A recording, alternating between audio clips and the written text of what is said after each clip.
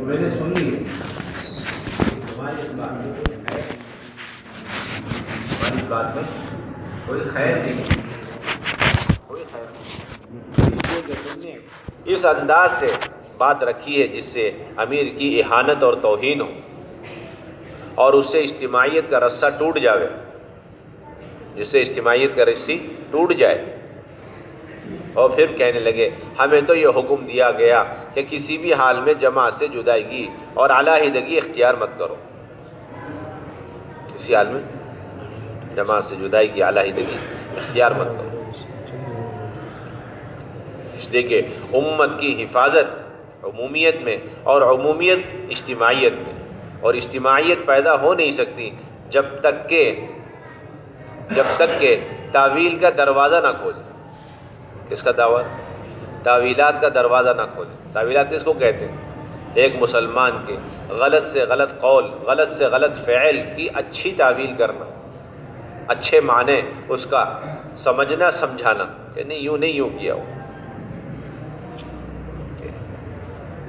مولانا یوسف فرمایا کرتے تھے تعویل کے بغیر جی اجتماعیت نہیں پیدا ہو سکتی، تعویل اصل ہے۔ اگر 99 کفر کی علامتیں اس کے پاس ہیں اور ایمان کی ایک علامت ہے، 99 کفر کی علامتیں اور ایک ایمان کی علامت، تو اس کی بنیاد پر اسے مسلم قرار دیا جائے گا۔ یہ تھی اصولی بات۔ آج جتنا تکفیر مسلم کی فکر ہو رہی ہے، جتنا اس زمانے میں تسلیم کافر کی فکر تھی، آج اتنا ہی تکفیر مسلم کی فکر ہو رہی۔ اس زمانے میں جتنا لوگ مل جل کر کے ایک جو ہے آدمی کو اسلام میں داخل کرنے اور مسلمان بنانے کی سعی اور کوشش کیا کرتے تھے، آج اتنا ہی ساری امت کی طاقت لگی ہوئی ہے کہ ایک مسلمان کو کافر قرار دے دیا جائے۔ ساری محنت کا رخ پلٹ گیا۔ ساری لوگ قائد ہو کر کے آتے تھے، پھر ان کے اوپر اسلام اور دین کو پیش کیا جاتا تھا۔ جب وہ کلمہ پڑھ لیتے، اسلام میں داخل ہوتے، تو سارے صحابہ اس طرح زور سے اللہ اکبر کہتے جیسے کوئی بہت بڑا ملک فتح ہو گیا۔ یہ تھی اصل بات۔ اور جب وہ کفر کا کلمہ پڑھ کے دوسری طرف ہو جاتا تو وہ اس طریقے سے انا للہ پڑھتے جیسے بہت بڑی لشکر کی، اسلامی لشکر کی شکست ہو گئی۔ اس سے بڑھ کر کوئی شکست تھی اور اس سے بڑھ کر کوئی فتح ہی نہیں، اس سے بڑھ کر کوئی فتح نہیں۔ تعویلات کا دروازہ، کتنی غلطی ہو جائے چلنے والے ساتھیوں میں، اس کی اچھی تعویل کرو، اس کے صحیح معنی پہناؤ۔ امیر سے غلطی ہوگی، اس کی بھی اچھی تعویل، ساتھیوں سے غلطی ہوگی، اس کی بھی تعویل، اس کی بھی تعویل۔ امام کے پیچھے نماز پڑھنی ہے، چاہے امام کیسا ہی کیوں نہ ہو، حسب نسب میں کیسا ہو، اس کی ذاتی چیزیں کیسی بھی ہوں، لیکن چل امام ہی کے پیچھے نماز پڑھنی، امام کے پیچھے نماز پڑھنی۔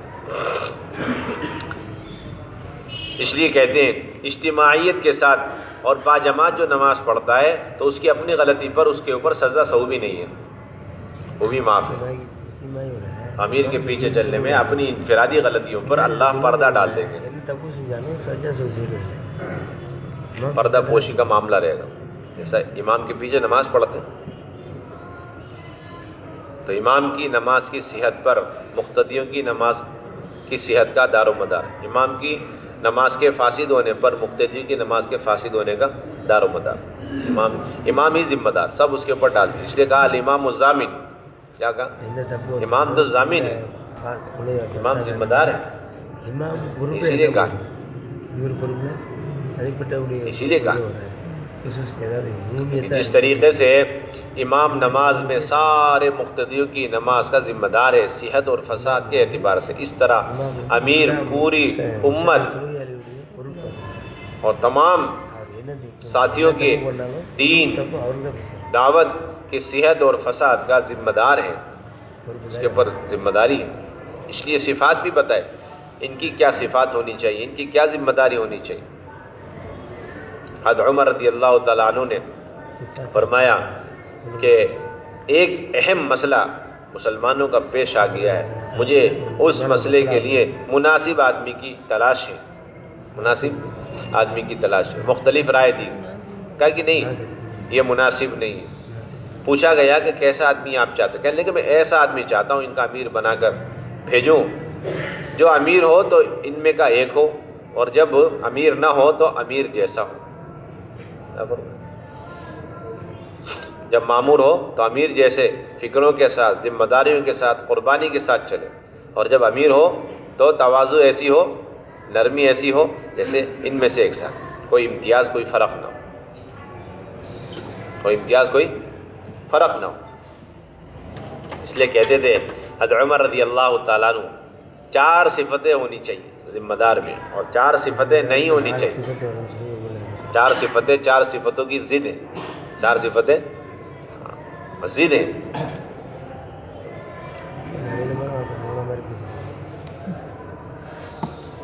قوی من غیر عنف، کہ طاقتور ہو لیکن شدت نہ ہو، سختی نہ ہو، طاقتور ہو ذمہ دار لیکن سختی نہ ہو، شدت نہ ہو۔ لین من غیر ضعف، نرم مزاج ہو، کیسا ہو؟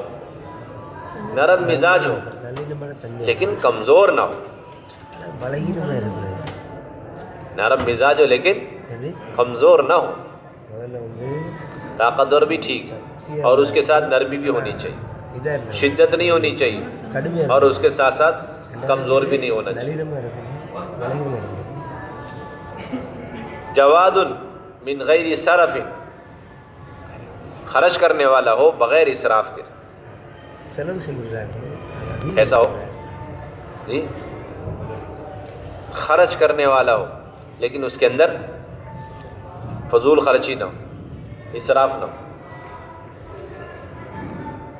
ممسک من غیر بخل، احتیاط کے ساتھ خرچ کرے لیکن کنجوسی بھی نہ ہو، سخی ہو لیکن اسراف کرنے والا نہ ہو، اور احتیاط کے ساتھ خرچ کرے لیکن اتنا بھی نہیں کہ کنجوسی پر اتر آئے۔ 4 صفتیں بتائیں، 4 بنیادی صفت بتائیں۔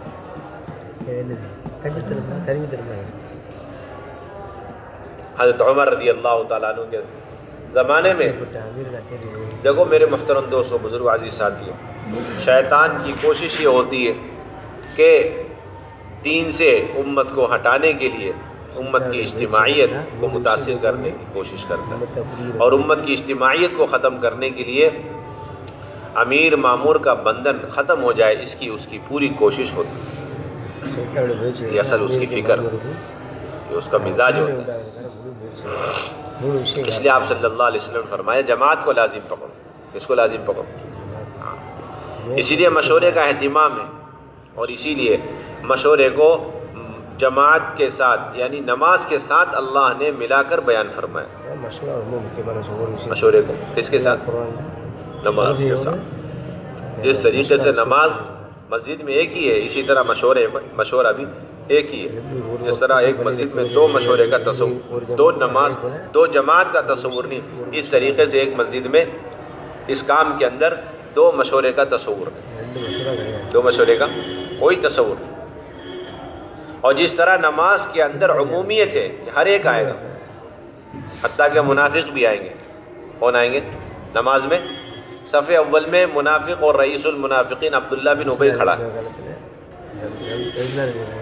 اسی طریقے سے مشورے میں عمومیت پیدا کرو، اس میں عموم لاؤ کہ اس میں ہر فرد کو شامل کرو، ہر ایک کو شریک کرو۔ آپ صلی اللہ علیہ وسلم منافقین سے بھی رائے مشورہ لیا کرتے، اس سے بھی رائے مشورہ لے۔ منافق جب دیکھا کہ یہ حضرات ہماری راز کی باتیں دوسروں تک، یہودیوں تک پہنچا دیا کرتے ہیں، آپ صلی اللہ علیہ وسلم نے توریہ سے کام لینا شروع کیا۔ کیا کرنے لگے؟ ہاں، توریہ، کہ کہتے کچھ تھے اور معنی اور مراد آپ کچھ لیا کرتے تھے۔ مشرق بول کے مغرب مراد لیتے تھے، مغرب بول کے مشرق مراد لیتے تھے، لیکن مشورے سے انہیں کبھی کاٹا نہیں۔ حضرت فرماتے ہیں کہ مشورے سے ساتھیوں کو کاٹنا یہ سیاست ہے، نبوت کا کام نہیں، اور مشورے میں نہ آنا اور مشورے سے اپنے کو پیچھے رکھنا، اپنی رائے نہ ماننے کی وجہ سے، فرماتے ہیں کہ یہ احتجاج ہے اور مظاہرہ ہے۔ تبلیغ کے اندر احتجاج اور مظاہرے کے لیے اتنا کافی ہے کہ تم مشورے سے اپنے آپ کو پیچھے رکھو، اس وجہ سے کہ میری رائے نہیں لی جا رہی، میری بات نہیں مانی جا رہی، یوں کہہ کر مشورہ چھوڑ دینا یہ تبلیغ کے اندر ایک نمبر کا ایک نمبر کا احتجاج اور مظاہرہ ہے۔ اس لیے اس کا کوئی تصور نہیں ہمارے، جس طریقے سے نماز کے اندر مظاہرہ اور احتجاج نہیں مقتدیوں کی طرف سے کہ میں نے لقمہ دیا آپ نے لیا نہیں، آپ جائیے رکوع میں، میں نہیں آتا رکوع میں، آپ جائیے سجدے میں، میں نہیں آتا سجدے میں، اس طرح مشورے میں کوئی گنجائش نہیں کہ رائے میری نہیں اس مشورے میں، اگلے مشورے میں میں نہیں آتا، اس کی کوئی گنجائش نہیں، اس کی کوئی گنجائش نہیں۔ اور جس طرح نماز کے اندر لقمہ دینے کی جگہ فکس ہے اور وہ قیام ہے، رکوع میں آپ لقمہ نہیں دے سکتے، سجدے میں آپ لقمہ نہیں دے سکتے، اسی طرح رائے دینے اور رائے لینے کی جگہ فکس وہ مشورہ ہے، نہ مشورے سے پہلے رائے نہ مشورے کے بعد رائے۔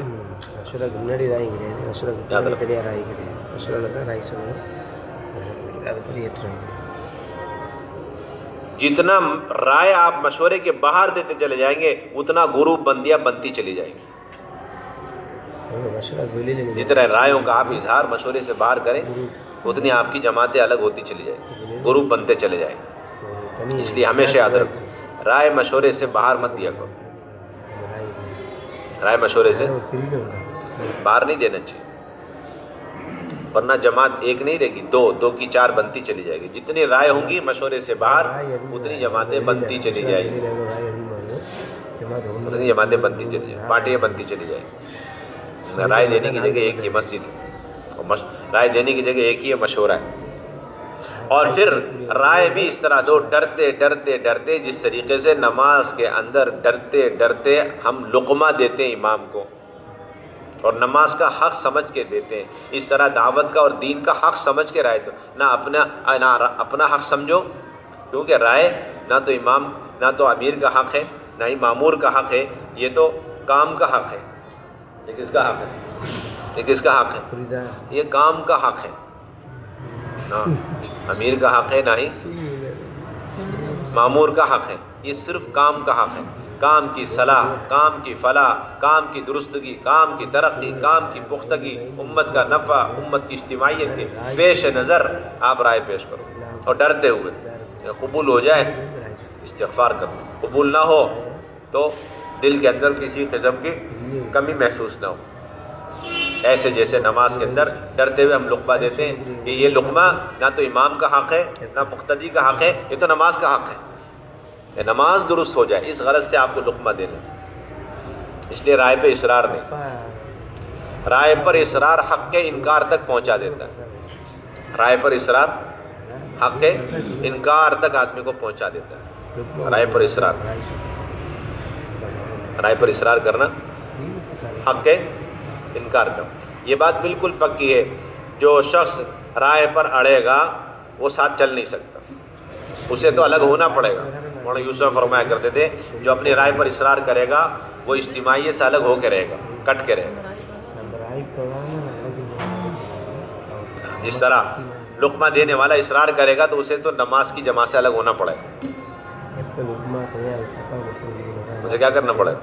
نماز سے الگ ہونا پڑے گا۔ اس طرح جو آدمی اپنی رائے پہ اصرار کرے گا اسے اجتماعیت کو چھوڑ کر ایک نہ ایک دن باہر جانا پڑے گا، اس لیے اصرار نہیں ہے، اصرار اس میں جو اپنا حق ہو، اور یہاں ہمارا حق نہیں، خالص کام کے نفع کے لیے، اس لیے ڈرتے ہوئے رائے دو، بنیاد ہے۔ اس لیے مشورے کو صفت صلاحت پر لاؤ، کس پر لاؤ؟ ذمہ داری مل جائے تو اسے عہدہ نہ سمجھو، اسے ذمہ داری سمجھو۔ اسے کیا سمجھنا؟ ذمہ داری سمجھنا، عہدہ نہیں ہے، ذمہ داری ہے۔ آج امت کے اندر عمارت کا اتنا انتظار پیدا ہو رہا ہے جتنا کہ صحابہ کے اندر عمارت کا انکار تھا،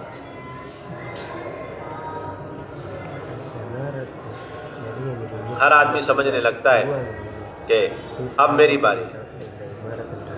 ہر آدمی کیا سمجھتا ہے؟ اب میرا موقع ہے، میری قربانیوں کو وصول کرنے کا وقت آ گیا. اس کا وقت آ گیا جی، میری قربانیوں کا صحیح موقع وصول کرنے کا آ گیا. اور حضرات صحابہ کا حال یہ تھا کہ خالص دین کے نفع کی وجہ سے انتہائی مجبوری کے درجے میں ذمہ داریاں قبول کرتے تھے. کیا کریں، اس کے بغیر امت کے مجتمع ہونے کی کوئی شکل سبیل نہیں. اس وجہ سے ذمہ داریاں قبول کرتے.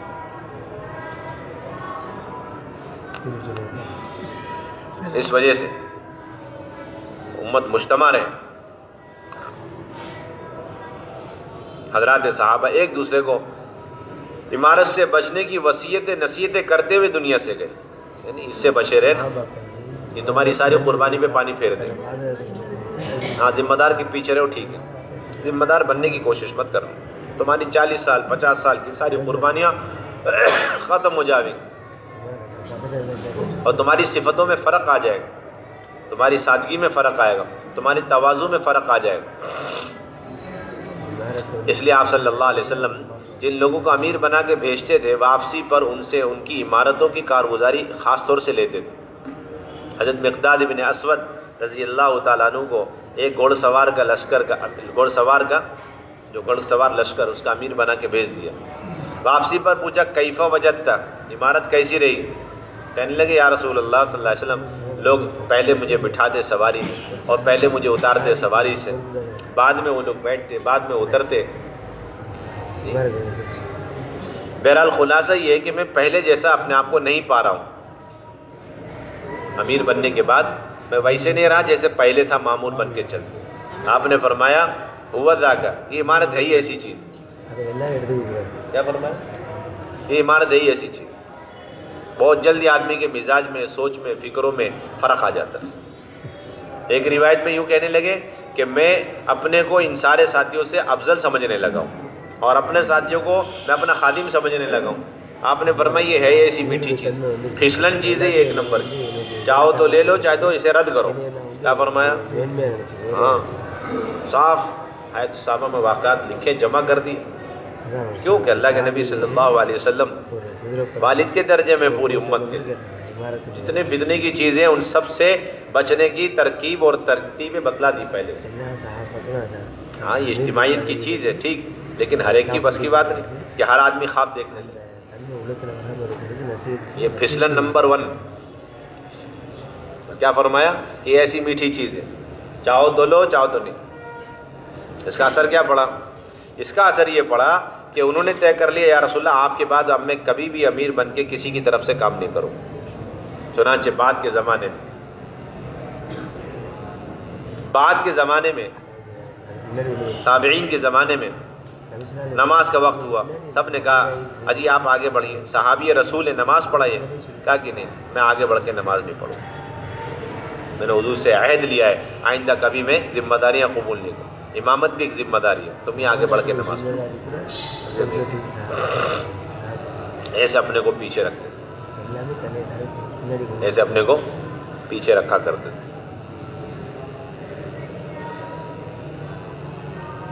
حضرات صحابہ عمارت کو ٹھکرا کر چھوڑ کر کے عمومیت کے ساتھ کام میں میدان میں اتر کے اپنی گردنیں کٹوانا پسند کیا کرتے تھے.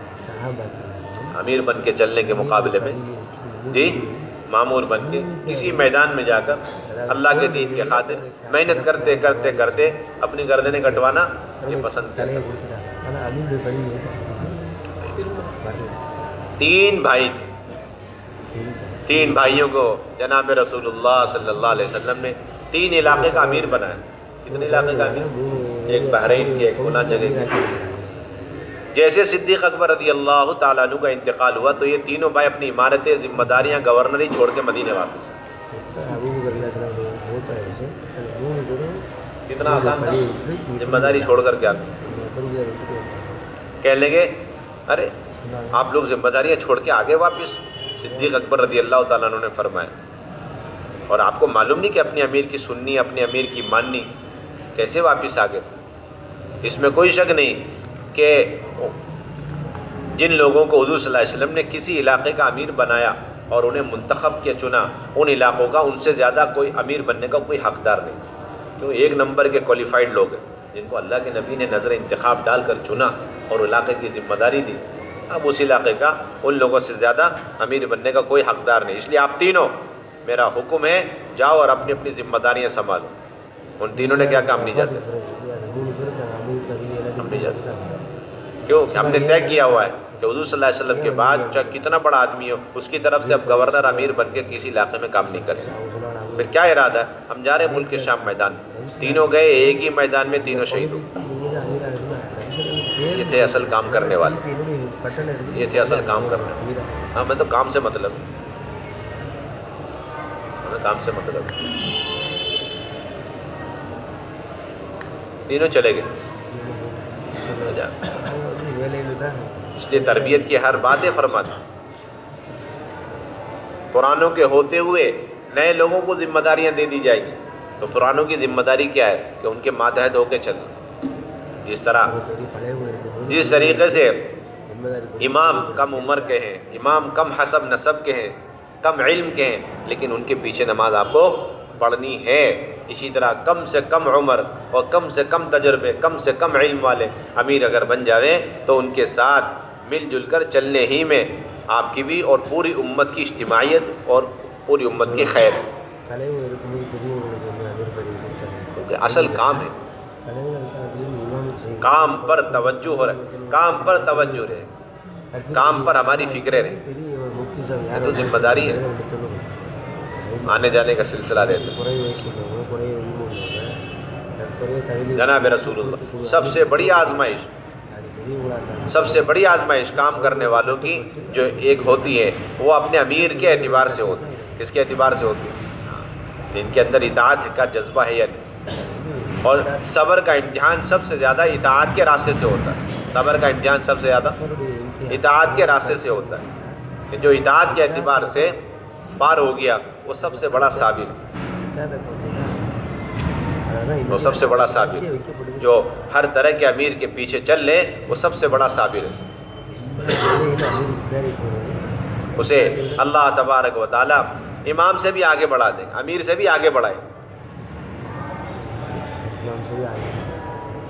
کہ امیر کے اندر خامیاں ہیں، امیر کے اندر خرابیاں، اللہ کے نبی نے فرمایا کہ انہی کے پیچھے چلتے رہو، کہ اگر وہ صحیح چلاویں گے تو اس کا اجر و ثواب تمہیں بھی ملے گا، انہیں بھی ملے گا، غلط چلاویں گے تو اس کا وبال ان پر پڑے گا، لیکن تمہیں اطاعت کا پورا اجر مل جائے گا، تمہیں اطاعت کا پورا اجر مل جائے گا۔ ایسے جیسے امام کے پیچھے آپ نماز پڑھ رہے ہو، امام نے نماز صحیح پڑھائی تو تمہاری بھی نماز صحیح، اجر دونوں کو برابر ملے گا، اور غلط نماز پڑھائی تو پھر نماز اگر خرابی آ گئی تو اس کا ذمہ دار اور اس کا وبال اور اس کا اثر صرف امام پر پڑے گا، اس کا وبال اور اس کا گناہ آپ کو نہیں ملے گا، آپ کو ثواب تو پورا مل جائے گا، کیونکہ صرف آپ نے اقتدا جو کی ہے اس کی بنیاد پہ آپ کو پورا اجر و ثواب، آپ کو گناہ نہیں ملے گا۔ اس کی ذمہ داری امام پر ہے۔ کس پر ہے؟ امام پر۔ اس لیے آپ صلی اللہ علیہ وسلم حضرات صحابہ کے اندر آنے والے حالات کے اعتبار سے یہ استعداد پیدا ہوئی کہ نہیں ہوئی؟ کم عمر لوگ، کم تجربے والے لوگ اور صحابیت کے درجے میں جو لوگ نہیں ہیں وہ لوگ میرے صحابہ کے امیر بن کر آئیں گے آخری زمانے میں، تو میرے صحابہ ان کے پیچھے چلتے کہ نہیں چلتے؟ کیوں کہ میرے صحابہ اگر ان کے پیچھے چلیں گے تو امت کی اجتماعیت باقی رہے گی، خود ان کا دین محفوظ رہے گا، اور اگر نہیں چلے تو ان کے دین کا بھی کوئی تحفظ نہیں، اور اجتماعیت بھی ختم ہونے کا میرے ہی صحابہ ذریعہ بنے۔ اس لیے سخت مزاج کے صحابہ، تیز مزاج، غصے کے تیز لوگ جو جلدی جو ہے بڑے بڑے لوگوں کی بھی نہیں مانتے، ایسے ایسے صحابہ سے باقاعدہ عہد لیا کرتے تھے، بتاؤ میرے بعد کم عمر، کم تجربے والے، چھوٹے چھوٹے لوگ، تابعین قسم کے لوگ، گنہگار لوگ تمہارے اوپر امیر بنا دیے جائیں گے، تم کیا کرو گے؟ بتاؤ۔ امتحان لیتے تھے اللہ کے۔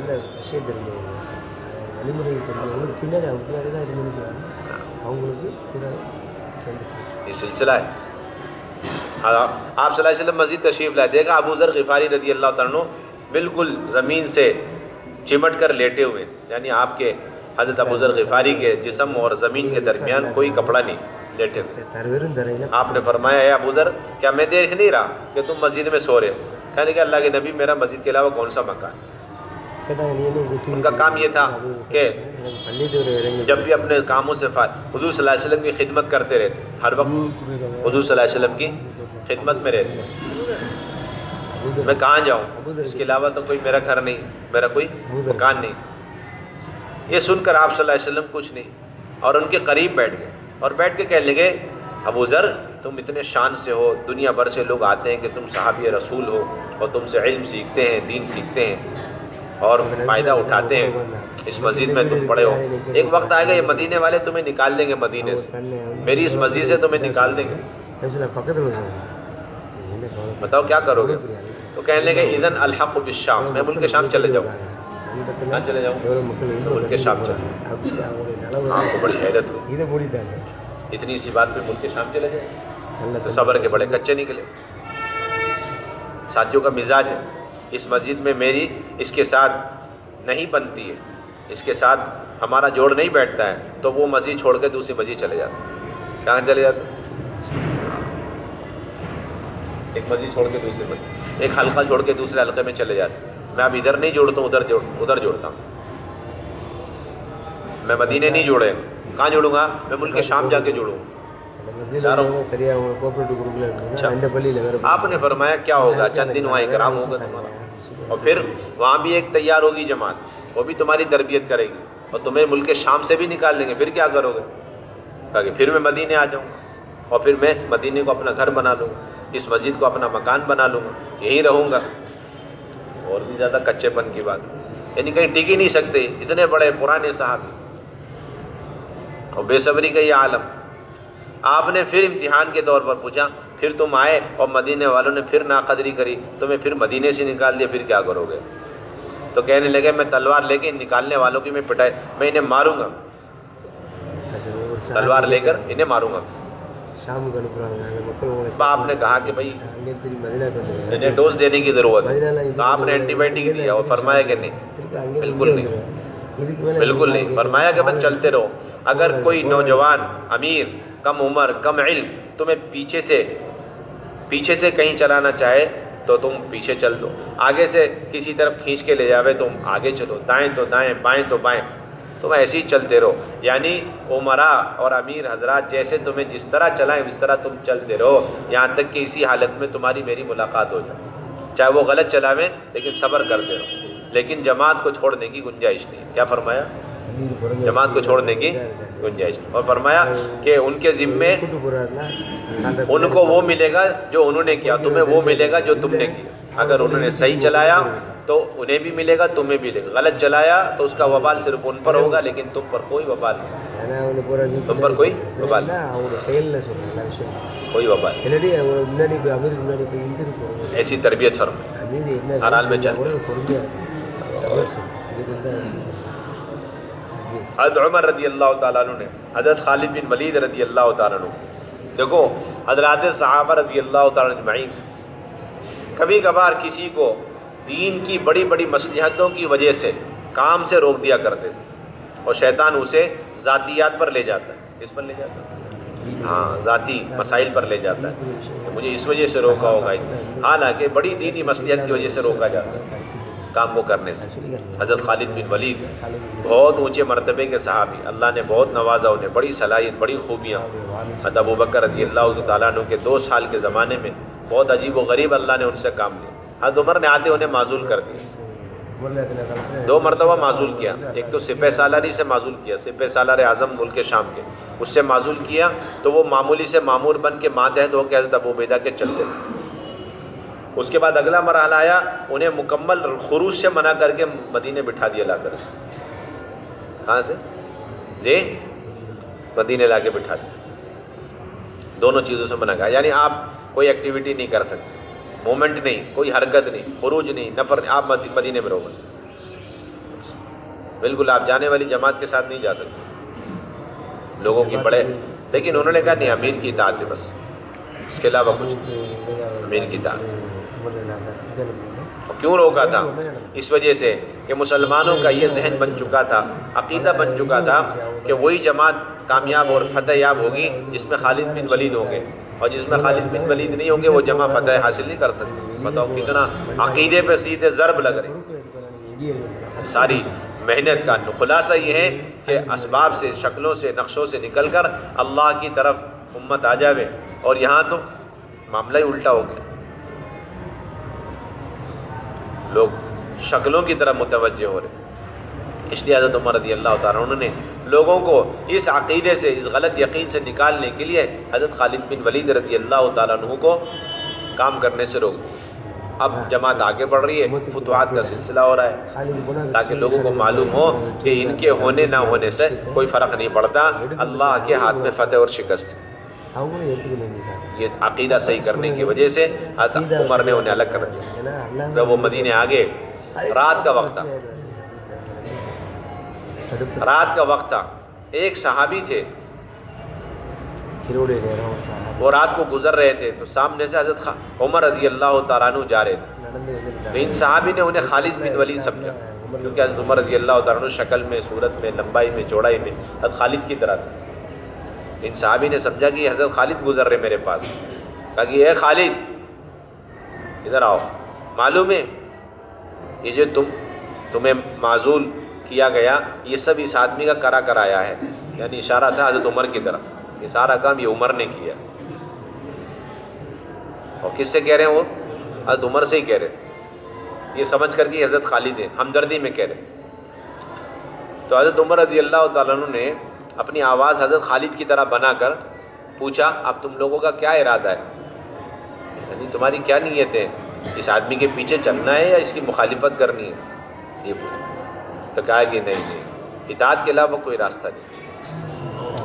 کہا گیا اطاعت کے علاوہ، بات تو اسی کی مانی، اس کی بات مانے بغیر ملکوں کو فتح کرنا بیکار ہے، اور اس کی بات مان کر کے مدینے میں پڑے رہنا بہتر ہے، خیر ہے۔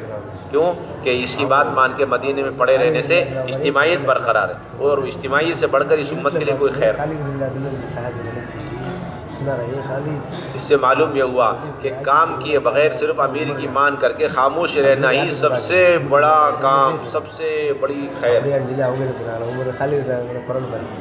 بہت بڑی خیر کا سبب، جو جتنا کہا جائے، جب کہا جائے، کرنے کو کہا جائے تو کرو، اور منع کیا جائے تو باز آ جاؤ، بس اس سے زیادہ کی کوئی گنجائش نہیں۔ ہم نے تو طے کیا ہے انہی کی بات مانی، انہی کے پیچھے چلے۔ تو حضرت عمر رضی فرمانے لگے کہ میرے نزدیک میرے پیچھے جتنے لوگ ہیں وہ سب کے سب اسی جذبے پر آ جائیں جس جذبے پہ تم ہو، یہ دنیا و مافیا کے ملنے سے زیادہ بہتر۔ میں تو چاہتا ہوں میرے سارے ساتھیوں میں یہ جذبہ ہو، دل میں کوئی آنچ نہ ہے۔ اب صبح ہوئی، مشورے میں سب جمع ہو گئے۔ اب حضرت عمر نے پوچھا ان صحابی سے، حضرت خالد سے، کیوں بھائی انہوں نے تم سے کیا کہا؟ کہ انہوں نے کچھ نہیں کہا، انہوں نے کچھ نہیں کہا۔ انہوں نے کہا نہیں میں نے کہا۔ انہوں نے کہا کہ خدا کی قسم آپ نے مجھ سے کچھ نہیں کہا۔ تو حضرت عمر نے فرمایا اچھا تم قسم بھی کھا لیتے ہو؟ یہ کہتے رہے ہاں میں نے کہا تھا تجھ سے۔ وہ کہنے لگے تم نے کچھ نہیں کہا۔ حضرت عمر نے کہا کہ تم بھی صحیح ہو، تم بھی صحیح ہو، بیچ میں میں تھا، بیچ میں میں تھا۔ اور ان صحابی نے یہاں تک کہا کہ ہم تو حضرت عمر کے دربار میں جا رہے تھے اپنی کوئی حاجت ضرورت لے کے تاکہ وہ پوری کر دیں، جب میں نے دیکھا انہوں نے تمہیں سپہ سالاری سے معزول کر دیا تو میں نے کہا کہ ایسا آدمی ہماری ضرورت کہاں سنے گا، کہاں پوری کرے گا۔ حضرت عمر نے یہ بھی سن لیا رات میں، کہا کہ بتاؤ تمہاری کیا حاجت ہے، وہ حاجت بھی پوری کر دی ان کے۔ دل کی صفائی، دل صاف تھی، اللہ کے لیے کرنے والے، دلوں میں کچھ نہیں۔ مرد تو مرد، عورتوں تک کا یہ مزاج تھا کہ امیر ہی کی ہر حال میں اطاعت کرو، چاہے زندہ ہو چاہے مردہ ہو، چاہے زندہ ہو چاہے مردہ ہو۔ ایک خاتون طواف کر رہی، حضرت عمر رضی اللہ تعالیٰ عنہ نے فرمایا کہ اے بڑی بھی لوگوں کو کیوں تکلیف دے رہی ہے، گھر بیٹھی رہے۔ کوڑ کی بیماری تھی اس کے اندر، تو وہ خاتون عمرے چھوڑ چھاڑ کے اور طواف کا سلسلہ بند کر کے گھر بیٹھ گئی۔ حضرت عمر کا انتقال ہو گیا، کسی صاحب نے جا کے کہا کہ اب تم طواف کرو، گھر سے نکلو، اور تمہیں روکنے والے منع کرنے والے امیر المومنین عمر دنیا سے جا چکے. یہ سن کر وہ خاتون کہنے لگی میں ایسی عورت نہیں ہوں کہ امیر کی اطاعت تو کرے زندگی میں اور اس کی نافرمانی کرے مرنے کے بعد. میں ایسی عورت ایسی عورت یہ تھی اصل بات. اس لیے عمومیت اور اجتماعیت کے لیے بنیادی چیز مشورہ. اجتماعیت کے لیے بنیادی چیز کیا ہے؟ مشورہ. اور مشورے کے لیے بنیادی چیز امیر. یہ ترتیب. اور امیر کے ساتھ جڑ کے چلنے میں صرف اس طرح چلو عظمت کے ساتھ اہمیت کے ساتھ جس طریقے سے امام کے پیچھے ہم رہتے. اس طرح امام کے پیچھے ہم رہتے ان کی ہر چیز کو برداشت کر. حجاج بن یوسف کا زمانہ حضرت انس رضی اللہ تعالیٰ عنہ نے پایا. حضرت انس رضی اللہ تعالیٰ عنہ نے حجاج بن یوسف کا زمانہ بھی پایا. اور بڑے بڑے تابعین نے ان کا زمانہ پایا حجاج بن یوسف کا. حضرت مولانا یوسف رحمۃ اللہ فرمایا کرتے تھے کہ اگر دنیا بھر کے سارے ظالموں اور ان کے ظلموں کو ترازو کے ایک پلڑے میں رکھا جائے اور حجاج بن یوسف اور اس کے ظلموں کو ایک پلڑے میں رکھا جائے تو اس کا پلڑا بھاری ہو جائے گا. جس طرح دنیا بھر کے سارے عدل پسند لوگوں کے عدل کو اور عادلوں کو ایک ترازو کے پلڑے میں رکھا جائے اور حضرت عمر بن عبدالعزیز رحمۃ اللہ علیہ اور ان کے عدل اور انصاف کو ایک پلڑے میں رکھا جائے تو ان کا پلڑا بھاری ہو جائے گا. اور دونوں کے درمیان صرف 2 سال کا فاصلہ. ایک کی محنت کا رخ ایسا نکلا کہ 1 نمبر کا ظالم اور ایک کی محنت کا رخ صحیح ہوا تو 1 نمبر کے عادل. یہ خلفاء راشدین کی خلافت اور ان کا دور یاد دلا دیا. حجاج بن یوسف کے زمانے میں بڑے بڑے صحابہ موجود تھے حتیٰ کہ حضرت انس رضی اللہ تعالیٰ عنہ بھی موجود تھے لیکن اسی کے پیچھے نماز پڑھا. حالانکہ وہ اتنی دیر سے جمعے کی نماز پڑھاتا تھا کہ جمعے کی نماز ہی قضا ہو جائے. اللہ کے نبی نے فرمایا دیکھو ایسے ایسے امیر آئیں گے جو نمازوں میں آگے پیچھے کریں گے وقت کیا کرنا. اللہ کے نبی نے فرمایا کہ تم اپنی بھی نماز پڑھ لو اور ان کے پیچھے بھی نماز پڑھ لیا کرو لیکن ان سے الگ مت ہونا. یہ تو نماز ایک انفرادی چیز ہے لیکن اجتماعیت اجتماعی چیز ہے. اسے باقی رکھنے کے لیے ایسے فاسق فاجر آدمی کے پیچھے بھی چلتے رہو. ایک فاسق فاجر امیر کے پیچھے نہ چلنے سے امیر کے پیچھے چلنا کمیوں کوتاہیوں کے ساتھ بہتر ہے اس سے کہ ہم تنہا ہو کر کے اچھے طریقے سے سارے اعمال کریں. کیونکہ تم اچھے تنہا ہو کر 10 کام اچھائی سے ساتھ کرو لیکن وہ تنہائی ایسی برائی ہے جو تمہاری ساری اچھائیوں پر غالب آ جائے گی. اور ساتھ میں مل جل کر چلنے میں بالکل مل جل کر چلنا ایسی خوبی ہے جو تمہاری 10 برائیوں پہ پردہ ڈال دے گی. یہ بنیاد ہے. یہ بنیاد ہے. حضرت رافع بن عمرو بن طائی ڈاکو تھے. ایک جماعت میں تشکیل ہوئی. وہاں ترتیب یہ ہوتی تھی پرانے صحابہ کے ساتھ نئے صحابہ کی ترتیب تاکہ ان کی عملی زندگی سے ان کی تربیت ہو. چنانچہ اس جماعت میں حضرت عمر بھی ہیں حضرت ابوبکر بھی ہیں اور حضرت عمرو بن عاص بھی ہیں. حضرت عمرو بن عاص نئے ہیں انہیں امیر بنا دیا. رافع بن طائی 1 نمبر کے ڈاکو ان کو ربیل بولتے. ربیل اس ڈاکو کو کہتے ہیں جو تنے تنہا قافلے کو لوٹ لے. تنہا جو قافلے کو لوٹتا ہے اس کو اسپیشل ڈاکو ڈالنے میں اسپیشلسٹ ہوتے ہیں. تنہا پورا قافلہ لوٹ لیتے. اتنے بہادر اتنے نڈر ہوتے کہ قافلے کو پتہ تک نہیں چلتا کیا ہوا ہمارے ساتھ. جیسے آندھی طوفان آیا نا سب کو اڑا کے لے گئے. ایسے خطرناک آدمی. اب نئے ان کی تشکیل ہو گئی. کس کے ساتھ؟ اس امت کے یعنی 1 نمبر کے ڈاکو کی تشکیل 1 نمبر کے 1 نمبر کے مسلمان کے ساتھ صدیق اکبر کے ساتھ تشکیل ہو گئے. سفر میں واپس آئے تو ان کی عملی زندگی وہاں تو تقریروں کا سلسلہ نہیں تھا. وہاں تو عملی پریکٹیکلی زندگی. تو رافع طائی کہتے ہیں کہ میں نے دیکھا ان سارے ساتھیوں میں حضرت ابوبکر بہت اچھے انسان نظر آئے تو میں نے ان کو اپنی دوستی کے لیے چن لیا منتخب کر لیا. میں نے ان سے کہا کچھ نصیحت کیجیے. تو 2 دن کے لمبے سفر کے بعد انہوں نے 5 منٹ کی نصیحت کری. کیا انہوں نے کہا اتحفظ اصابعک الخمس، تم اپنی 5 انگلیاں یاد رکھ سکتے ہو؟ کہا کہ ہاں میں 5 انگلی یاد رکھ سکتا ہوں. کہ گنو. 5 نصیحتیں کرتا ہوں. ایک، گواہی دو کہ اللہ کے سوا کوئی معبود نہیں، محمد صلی اللہ علیہ وسلم اللہ کے رسول، پہلی نصیحت. دوسری نصیحت فرض نماز پابندی کے ساتھ ادا کرو. تیسری نصیحت رمضان کے روزے. چوتھی نصیحت زکوٰۃ ادا کرو. 5ویں نصیحت بیت اللہ کا حج کرو. اسلام کی 5 بنیادیں اس کی نصیحت کر دی. اگر ایک نصیحت بھول گیا، اور وہ کیا کہ یاد رکھنا زندگی میں کبھی 2 آدمی کا بھی امیر مت بننا، یہ اپنے دین کی حفاظت کے لیے ضروری ہے. اور بن جاؤ تو ناگواری کے ساتھ اور ذمہ داری ادا کرو. کہتے ہیں کہ میں نے ان سب چیزوں کو محفوظ کر کے تشکیل کے بعد اپنے گھر گیا. 1 سال تھا، اتنے میں اللہ کے نبی کا انتقال ہو گیا اور معلوم ہوا کہ حضرت ابو بکر خلیفہ بن گئے. فوراً میں نے سواری لی اسپیشل اور فوراً مدینے پہنچا اور میں نے کہا السلام علیکم. یاد آیا فلاں جگہ میں دلیل اور رہبر بن کے چلا تھا آپ کی جماعت میں؟ ہاں یاد آیا. اچھا آپ نے تو مجھے خاص نصیحت کری تھی 2 آدمی کا بھی امیر نہیں بنانا، لیکن آپ تو محمد صلی اللہ علیہ وسلم کی امت کی گردن پہ چڑھ کے بیٹھ گئے. یہ جملہ کہا انہوں نے، سب کے امیر بن گئے. اس پہ انہوں نے کہا اتنی مجبوریاں، اتنی معذوریاں گنائی کہ میں سمجھ گیا کہ امیر بننے میں یہ مجبور تھے. میں سمجھ گیا امیر بننے میں یہ مجبور تھے. کہا میں نے کبھی عمارت کی خواہش نہیں کری، نہ دن میں نہ رات میں، نہ کھلم کھلا اللہ سے مطالبہ کیا، نہ چپکے چپکے کبھی، نہ زندگی میں، نہ میرے دل کے کسی کونے میں اس کی خواہش پیدا ہو.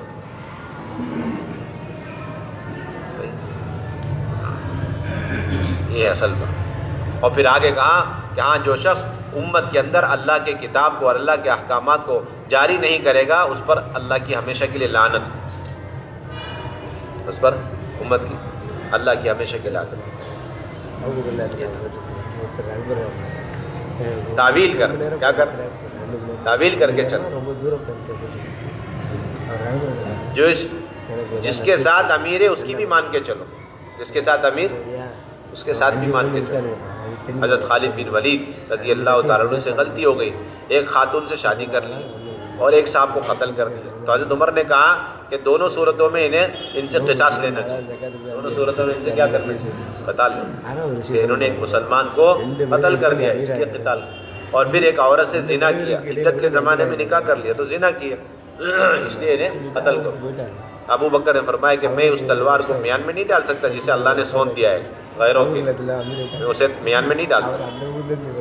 اور کہا کہ انہوں نے کافر سمجھ کے اس کو قتل کیا ہو، کیا بولتے ہیں، تو اپنی طرف سے اس کا فدیہ دے دے. اور اس عورت کو باندھی سمجھ کے اس سے صحبت کر اس کا بھی فدیہ دے دے. تو دونوں اتنی بڑی بڑی غلطیاں دونوں کی امیر صاحب نے تعویل کی اور اپنے ساتھ لگا لی. جب وہ جا رہے تھے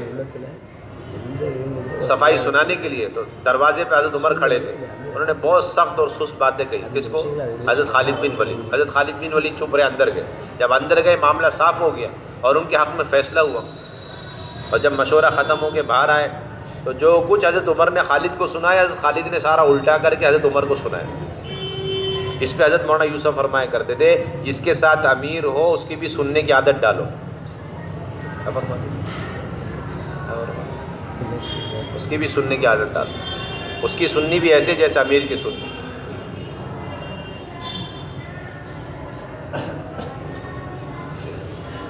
اصول بتلا دیتے ایک ایک واقعہ سے مولانا یوسف رحمۃ اللہ.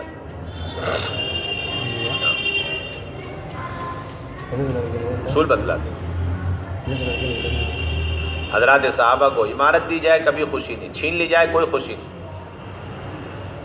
خالد بن سعید کئی مہینے تک حضرت صدیق اکبر کے ہاتھ میں بیعت نہیں ہوئی. تو حضرت عمر رضی اللہ عنہ، حضرت ابو بکر ان کے پاس جاتے تھے، کہتے تھے کہ بھائی سارے لوگ جڑ کے جہاں سے جڑ کے چل رہے ہیں مل کے چل، آپ بھی وہیں جڑ کے مل کے چلو. تو کہنے لگے کیا آپ مجھے کہتے ہو کہ میں آپ کے ہاتھ میں بیعت ہو جاؤں؟ کہا کہ نہیں، میں یہ نہیں کہہ رہا میری مانو میری بیعت، میں چاہتا ہوں کہ وہاں سے جڑ کے چلو جہاں سے سب جڑ کے چل رہے ہیں. کہا کہ پھر میں وہیں آ کے جڑوں گا جہاں سب آپ سے جڑے، یعنی مسجد میں آؤں گا ممبر پہ آ کے جڑوں گا آپ سے. اگر یہ بات مولانا فرماتے تھے کہ عنوان کی خوبی سے مخالف موافق بن جاتا ہے اور عنوان کی خرابی سے موافق بھی مخالف بن جاتا ہے. اتنی پیارا عنوان اٹھایا. اگر یوں کہتے مجھ سے جڑ جا تو انہیں ان سے تعلق نہیں تھا تو وہ کٹ جاتے. اور یہ کہا کہ جہاں سے پوری امت جڑ کے چل رہی ہے تم وہاں سے جڑو. تو اتنی اچھا عنوان اختیار کیا, ٹائٹل, کہ وہ جڑنے کو تیار ہو. اس پہ حضرت مولانا کی سنت یہ اصول بتاتے ہیں. کیا عنوان کی خوبی سے مخالف موافق بن جائے گا, اور عنوان کی خرابی, خراب عنوان اختیار کرنے سے موافق بھی بچل جائے گا, اکھڑ جائے گا. چنانچہ وہ آئے, بیعت ہو گئے. اب انہوں نے دلجوئی کری اور کئی جماعتیں ملک شام جا رہی تھی تو ایک جماعت کا امیر خالد بن سعید کو بنا دیا اور انہیں بھی اپنے ہاتھ سے جھنڈا بنا کے دے دیا. اور وہ لیکن وہ مشورہ حضرت عمر کو پتہ نہیں چلا. اہل مشورہ سب کو رکھنا چاہیے نا, بعض لوگ تو حضرت عمر کو بعد میں پتہ چلا. آئے کہنے کہ آپ ایسے آدمی کو ابھی ذمہ دار بنا رہے جنہوں نے 6 مہینے تک آپ کی مخالفت کری اور آپ کے ہاتھ میں بیعت نہیں ہوئے, اس لیے مناسب نہیں. ابھی پختگی آ جانے دیں, اس کے بعد آپ انہیں ذمہ داری. کہا کہ نہیں ماشاءاللہ پختہ ہے. نہیں پھر بھی لوگوں کو عبرت تو ہو اس وجہ سے, اور پتہ چلے کہ یہ کتنا بڑا گناہ ہے. چنانچہ جب بہت اصرار کیا تو حضرت ابو بکر رضی اللہ تعالیٰ عنہ نے ایک آدمی بھیج کر جھنڈا مانگا. تو حضرت خالد بن سعید گھر کے اندر کے بے تکلف لا کے جھنڈا دے دیا. کہا کہ جب عمارت ملی کوئی خوشی نہیں, اب واپس لے رہے ہو تو کوئی غمی نہیں. ہاں ملامت کے مستحق حضرت ابو بکر نہیں ایک اور آدمی ہے, یعنی اشارہ تھا حضرت عمر کی طرف. یہ سب ان کا کیا ہوا ہے. یہ ہو گیا معاملہ ختم. اب جب جھنڈا آ گیا تو حضرت ابو بکر رضی اللہ عنہ خود چل کر گئے ان کے گھر میں اور جا کے ان سے کہا کہ دیکھو میری ایک درخواست ہے. کیا کہ ابو عمر کو کچھ برا بھلا مت کہنا. ایسے جوڑ بٹھاتے تھے صاحب, تال میل بٹھانا بولتے. تو ان کی بیٹی کہتی ہے خالد بن سعید کہ میرے والد زندگی بھر عمر رضی اللہ تعالیٰ عنہ کے لیے دعائیں مغفرت کرتے رہے. اللہ ہمیں بھی نصیب فرمائے. یہ دلوں کے جوڑنے کے راستے. اس لیے نبھا کر اور نبھ کر اور برداشت کر کے, سہ کر کے, جھیل کر کے چلنا تاکہ امت کی اجتماعیت برقرار رہے, امت کی اجتماعیت باقی رہے. ہر ایک اپنی ذمہ داریاں پوری کرے, وہ اس کا مکلف ہے. دوسرا کیا کر رہا ہے اس کا وہ ذمہ دار نہیں. یہ اصل بات. اللہ تعالیٰ ہم سب کو قبول فرمائے. سبحان اللہ.